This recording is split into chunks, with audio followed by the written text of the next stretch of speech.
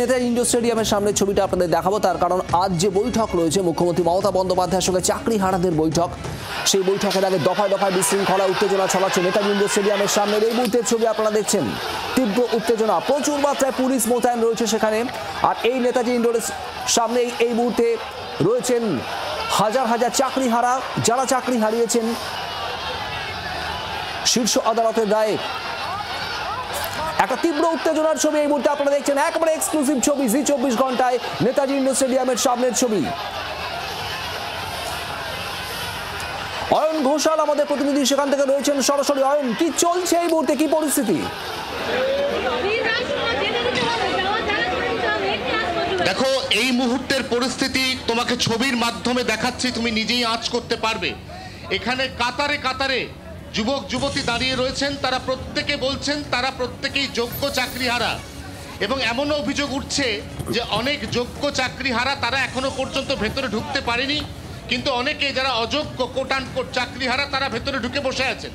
এখন প্রশ্ন হচ্ছে, যেখানে সুপ্রিম কোর্ট নিজেই এই গাইডলাইন ঠিক করতে পারেনি যে কে যোগ্য আর কে অযোগ্য, সেক্ষেত্রে এই গাইডলাইনটা ঠিক করার ক্ষেত্রে যে প্রসিডিওর, যে প্রথা অবলম্বন করা হয়েছে সেটা কতটা জাস্টিফাই। তার কারণ আমরা সকাল থেকে যে ছবি দেখছিলাম তখনই কিন্তু কোথাও না কোথাও আঁচ করে যাচ্ছিল যে ভেতরে ঢোকার পাস নিয়ে একটা চূড়ান্ত কেওটিক পরিস্থিতি তৈরি হতে চলেছে।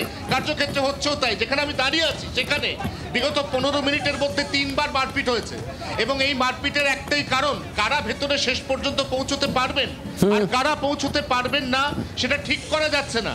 এবং ঠিক করা যাচ্ছে না বলে অকল্যান্ড রোড এবং স্ট্র্যান্ড রোডের সংযোগস্থলে, অর্থাৎ অর্ডিন্যান্স বিল্ডিং এর ঠিক সামনে ক্যামেরা বন্ধু কমল জানা যে ছবি দেখাচ্ছে, সেই ছবিতে আমরা দেখতে পাচ্ছি হাজার হাজার হাজার হাজার যুবক যুবতী এই মুহূর্তে এখানে ভিড় জমিয়েছেন। শিক্ষক শিক্ষিকা যাদের চাকরি চলে গেছে, এবং তারা প্রত্যেকেই বলছেন যদি ভেতরে ঢুকতে না দেওয়া হয় তাহলে কিন্তু তারা এইভাবে এখানে দাঁড়িয়ে থাকবেন যতক্ষণ না পর্যন্ত ভেতরে ঢোকার অনুমতি তারা পাচ্ছেন, ততক্ষণ তারা এই জায়গা ছেড়ে নড়বেন না। আবার পুলিশের পক্ষে যেটা অসুবিধা, যাদের কাছে বৈধ ভেতরে ঢোকার পাস রয়েছে তারাও যদি এই মুহূর্তে ইচ্ছা করেন তাহলে কিন্তু তাদেরকে এই রাস্তা দিয়েই ভেতরে যেতে হবে। অতএব এই ভিড়টা এখান থেকে যদি সরানো না যায় তাহলে কিন্তু এখানে কারুর পক্ষেই এই মুহূর্তে এই অকল্যান্ড রোড থেকে নেতাজি ইন্ডোর স্টেডিয়াম পর্যন্ত পৌঁছানো কার্যত অসম্ভব। অয়ন, এইখানেই জানতে চাইবো পুলিশ কি জানাচ্ছে? অয়ন, পাস কি প্রশাসনের তরফ থেকেই দেওয়া হচ্ছে, এবং যদি পাস দেওয়া হয়ে থাকে সেটা কিসের ভিত্তিতে দেওয়া হচ্ছে?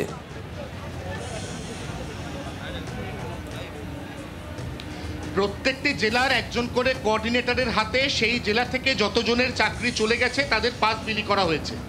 জেলার কোঅর্ডিনেটররা সেই পাসগুলো যাদের যাদের চাকরি চলে যাওয়ার তালিকা তাদের হাতে রয়েছে তাদেরকে বিলি করেছেন।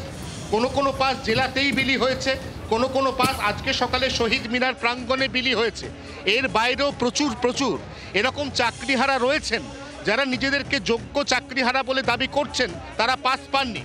এখন প্রশ্ন যে বিলি বন্টন বা বিপণনের ক্ষেত্রে কোনো জটিলতা তৈরি হয়েছে কিনা, অথবা লোকবলের অভাবে সবার কাছে পাস পৌঁছে দেওয়া সম্ভব হয়েছে কি হয়নি, এই বিতর্ক দ্বারা বাদতেই কিন্তু এই মুহূর্তে আবারও বলবো শুভদীপ, একটা চূড়ান্ত উত্তেজনাকর এবং কেওটিক পরিস্থিতি তৈরি হয়েছে, যে ছবি তোমাকে দেখাচ্ছে কমল জানা। সঙ্গে থাকা অয়ন, সেই ছবি আপনারা দেখতে পাচ্ছেন নেতাজি ইন্ডোর স্টেডিয়ামের সামনের ছবি। চূড়ান্ত উত্তেজনা সেখানে, হাজার হাজার চাকরিহারারা তারা উপস্থিত হয়েছেন, বিভিন্ন জেলা থেকে তারা এসে পৌঁছেছেন। অনেকে শহীদ মিনারে গতকালই ছিলেন, গতকাল রাতেও শহীদ মিনারে থেকে আজ বৈঠকে যাওয়ার সিদ্ধান্ত নিয়েছিলেন। অনেকে আজ সকালে বিভিন্ন জেলা থেকে এসে পৌঁছেছেন। এই সমস্ত যারা আজ চাকরিহারারা উপস্থিত হয়েছেন তাদের প্রত্যেকেরই নাম ছিল 2016 এসএসসি প্যানেলে, যে প্যানেল গোটাটাই বাতিল করেছে শীর্ষ আদালত। এবং তারপরেই মুখ্যমন্ত্রীর আশ্বাস ছিল যে কথা বলবেন চাকরিহারাদের সঙ্গে।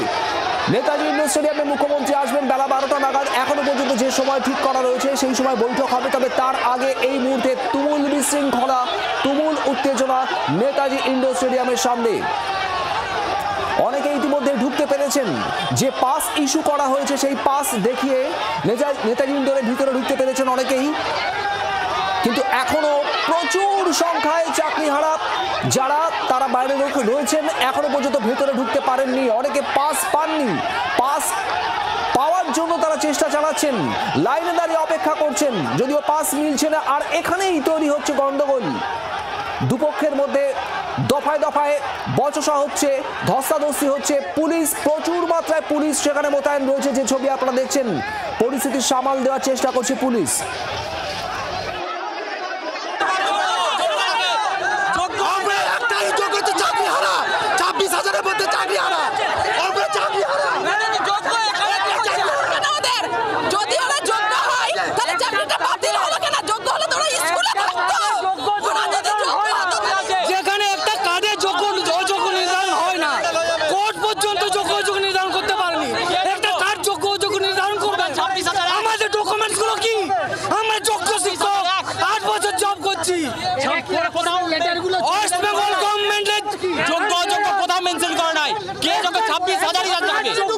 মুখ্যমন্ত্রী মমতা ব্যানার্জি 26,000 জনকে ডেকেছেন এখানে। আমরা সবাই ঢুকবো, ঢুকলে সবাই ঢুকবে, নাহলে কেউ ঢুকবে না। পরিচয় 2016 এসএলএসটি আর এসটি সকলে, এইটাই হচ্ছে পরিচয়, এর বাইরে আর কিচ্ছু নেই, কাটমাট কিচ্ছু নাই। 26,000 কে পাস দিয়েছে? পাসের অর্ডার কোথায় করেছে? কে করেছে? কোথায় পেল? কি সিগনেচার আছে? কি অর্ডার আছে? কি নোটিশ আছে? বলছে তাহলে উনারা কেন এখানে এসেছে, ক্লাসে কেন যাননি? অযোগ্য, যোগ্য 26,000 যোগ্য আমাদের। আমি কি করে অযোগ্য? আমার খাতা যদি শূন্য হয় আমাকে ফাঁসি দিন। আমি যদি যোগ্যতার বেসিসে পাস করে থাকি তাহলে আমি কিসের অযোগ্য? আমি যদি অযোগ্য, আমি একবার প্রাইমারি, দুবার আপার প্রাইমারি, একবার নেট, একবার সেট উইথ প্রুফ আমি দেখিয়ে দেবো আমি একজন পিএইচডি স্কলার। আমি কি করে অযোগ্য হলাম? তাদের কোনো পাস দিচ্ছে না, তাহলে আমি কিসের অযোগ্য? আমাদের কেন ঢুকতে দিচ্ছে না? এইভাবে 26,000কে ডেকে আমাদের প্রহসন করছে কেন? বাংলার আওয়াজ, বাঙালির আবেগ, জি 24 ঘন্টা।